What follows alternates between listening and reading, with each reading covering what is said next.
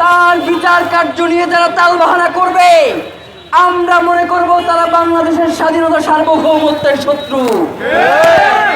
শহীদ ওসমান হাদির ব্যাপারেও আমরা তারেক রহমানের মুখ থেকে, স্বরাষ্ট্রমন্ত্রীর মুখ থেকে এই ধরনের বাণী শুনতে চাই যে আপনি ঠিক কতদিনের মধ্যে শহীদ ওসমান হাদি হত্যার বিচার করবেন।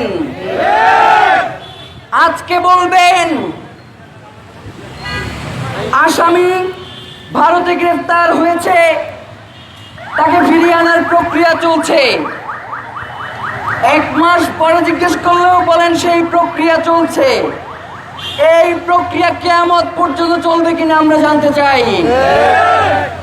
প্রিয় ভাইয়েরা, শহীদ ওসমান হাদি তিনি বাংলাদেশের স্বাধীনতা সার্বভৌমত্ব রক্ষার জন্য জীবন দিয়েছেন।